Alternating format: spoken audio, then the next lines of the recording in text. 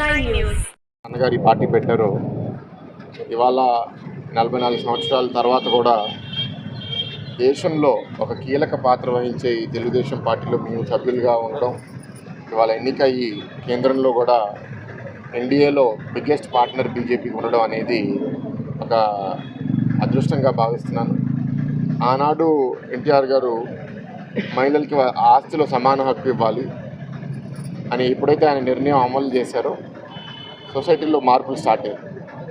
దాని తర్వాత చంద్రబాబు గారు వచ్చిన తర్వాత సెల్ఫ్ హెల్ప్ గ్రూప్స్ని పెద్ద ఎత్తున ప్రోత్సహించి మహిళల్ని వర్క్ ఫోర్స్లో తీసుకుని రావాలి, ఆంటర్ప్రినర్స్గా తయారు చేయాలి అని ఎంత సపోర్ట్ చేశారంటే ఇవాళ ఆ మూవ్మెంటు మన రాష్ట్రంలోనే కాకుండా దేశవ్యాప్తంగా సెల్ఫ్ హెల్ప్ గ్రూప్స్ మహిళలకి అనేక రాష్ట్రాలు టేకప్ చేశారు.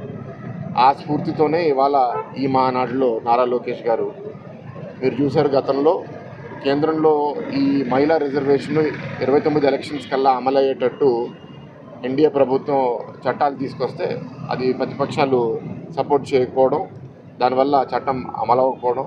సో 29లో ఈ మహిళా రిజర్వేషన్ వస్తుందా లేదా అనే ఒక ప్రశ్న మిగిలిపోయింది. అయితే దేశంలో ఏం జరుగుతుంది, ఇతర రాష్ట్రాల్లో ఏం జరుగుతుందో ఆగకుండా ఇవాళ తెలుగుదేశం పార్టీ ఒక కమిట్మెంట్ తీసుకోవాలి అని తీర్మానము నిన్న TDP working president Nara Lokesh గారు ప్రతిపాదించారు. ఏమని, అదే రిజర్వేషను 33% మహిళలు రేపు రిజర్వేషన్ బిల్లు అమలైనా అవ్వకపోయినా తెలుగుదేశం పార్టీ దాన్ని అమలు చేయాలి అని తీర్మానం